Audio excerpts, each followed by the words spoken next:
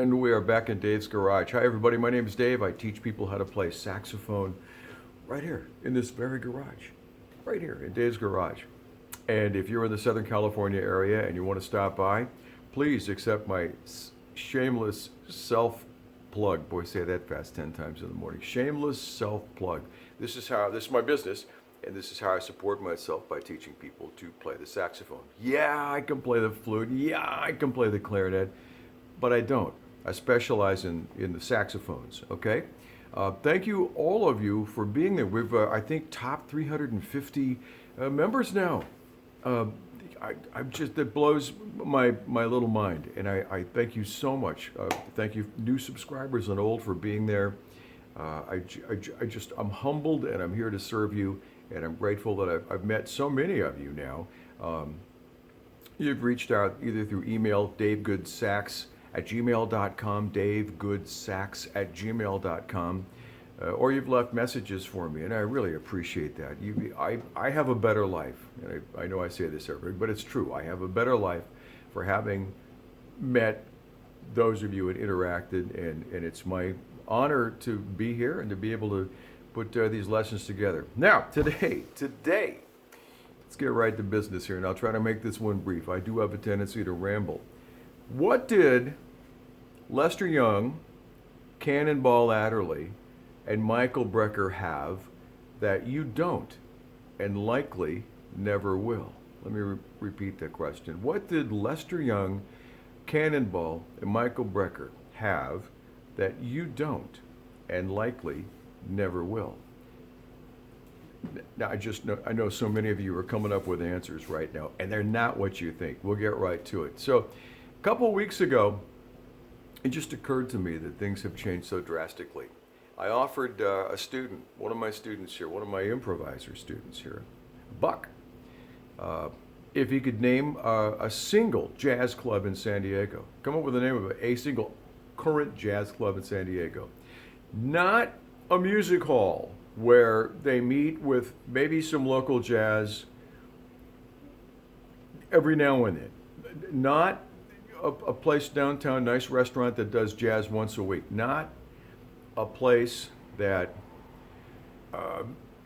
students meet and have a jam. No, I'm talking about a dedicated music club, a club. And, couldn't come up with one. Why? Because there aren't any, right? Back in the day, we used to have, when I was just coming up as a young guy, and coming up and discovered jazz.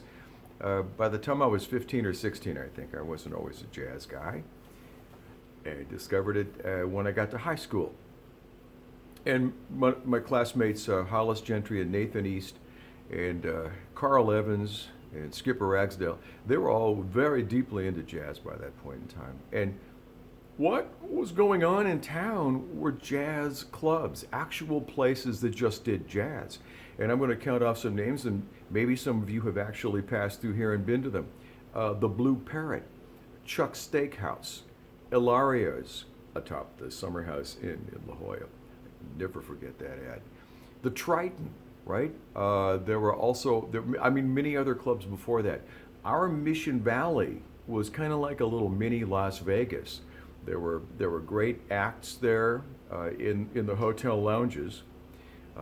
6 nights a week, and there were even like weekend acts that or fill-in acts. But I mean, things were happening here, and I remember as I started playing out, and getting opportunities to do that. And now we're in the, gosh, where are we now? We're way out of high school now, and we're like maybe in the late 70s, early 80s, maybe middle 80s, something like that.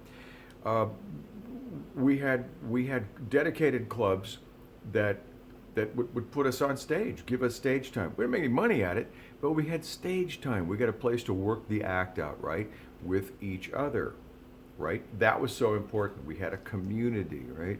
Now that, going back to answer that original question, what did Lester Young, Cannonball, Michael Brecker, now you could have plugged any 3 classic saxophone guy names, man or woman. I'm sorry, there are amazing women playing saxophone right now too. I don't want to leave anybody out. What did they have that you don't have? What did they have? Well, back in the day, and we didn't know that these were going to be the good old days, now did we? But back in the day, there were jazz clubs. In some parts of the country, there were jazz clubs on every corner. You could go, say, in parts of New York or Los Angeles or San Francisco. You could find 6 different major league jazzers playing the music. As a young saxophone player, this was so helpful. I had no idea until I lost it, until it went away, that it was important to do this. But we would stand outside of places, because we're going to get in. So we'd stand outside of places like the Crossroads. It was a legendary jazz club down in what is now the Gas Lamp District of San Diego. Crossroads is now a Starbucks. Oh, what a surprise. But anyway, we could stand outside and listen to the major league cats like Daniel Jackson, right? Now, this does something for a saxophone player. It's so important for us to actually hear major league sax players blowing, all right, in context, in a room. It is so important, and I'll tell you why. I'm gonna think about a name here, and this, I don't mean to be critical by any means at all, but I never was a huge Chris Potter fan. All right, now the guy can blow. He's got, I mean, there's, each of his fingers, I think, have a brain of their own. Marvelous talent. Just it never grabbed me emotionally. The playing that he did, I recognized it, and I even transcribed some of his stuff, and I watched his master classes, but never was an emotional hook for me until I went to a live show at the Athenaeum. That's a venue in San Diego that produces jazz. Jazz shows, at least national jazz shows, were coming through here until COVID pretty well wiped out, the audience. And I mean, in terms of having to stay home and isolate. And so I got a chance to go see Chris Potter play live. And here, there are 2 things that happened. And that's where today's talk is coming from, okay? 2 things. One is that the sound of his saxophone live was incredible, okay? It filled the room in a way that I had not expected the room to be filled. Big, beautiful, amazing sound. I mean, I couldn't believe what I was hearing. But I believe it. And the second thing was the interplay between his musicians, the band. They had a combo.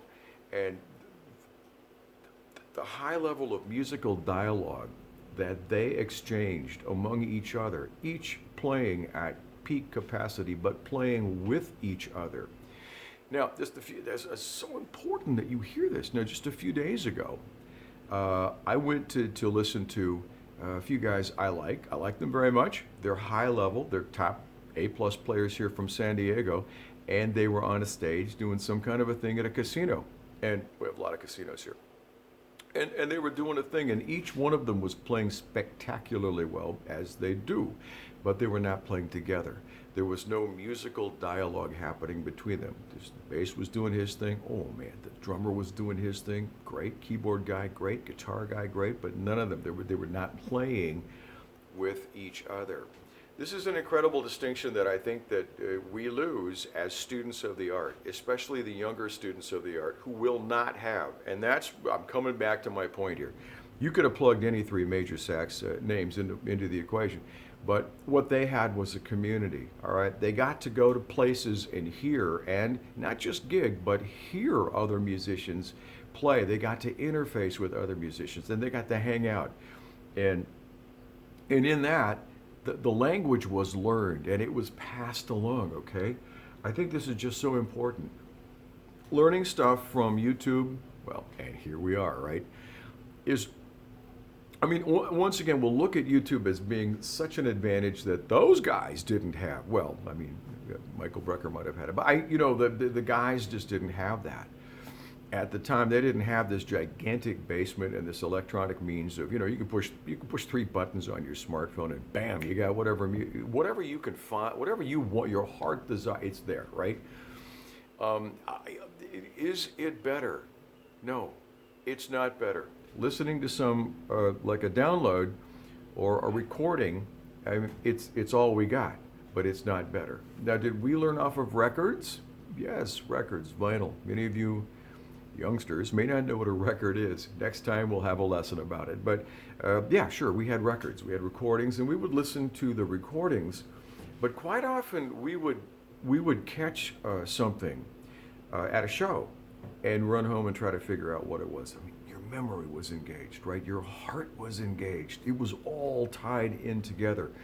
Your ears were overwhelmed by this sound that you had to. There was no choice. You couldn't go, well, I'll get to that. No, you had to go home and you had to duplicate that sound. That's what the older generation had that the younger generation does not have, and I mourn that. As an educator, I don't know where to take it other than, to think that, I mean, I'm 2 generations removed from the golden era. My last teacher was Joe Murillo, the legendary jazz sax player, and he was in his 80s when we met. I also studied with Daniel Jackson, and he was in his late 70s when we met, before he passed away. So they're both gone now. We have the blessing of Charles McPherson in town here. He's the reigning, the last of the Mohicans as far as bebop goes. He played with Mingus, and he still lives here, and he's still active, and he's still playing. We have some wonderful, wonderful sax performers here. So, but they're students, right? And they went to the Texas or the A&M, or they went to Berkeley, or they did one thing or the other, but they didn't grow up hearing. They didn't grow up sitting at the feet of the masters.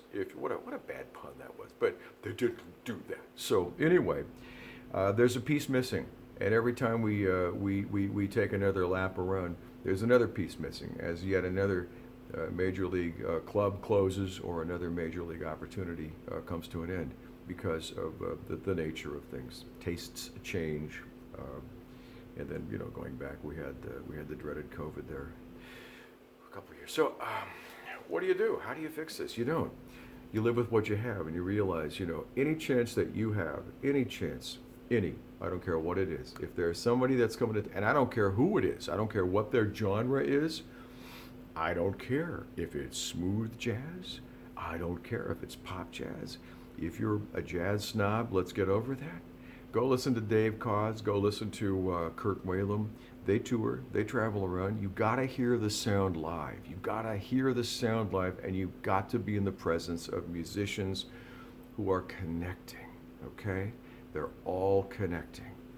All right, end of lecture for today. Any questions? Leave a comment below or reach out to me for lessons or ideas for future videos here. davegoodsax at gmail.com. It's always a pleasure, always a pleasure. So go out and listen to some music if you can find a place. All right. Thanks so much for being here. I'll see you again next week. Take care.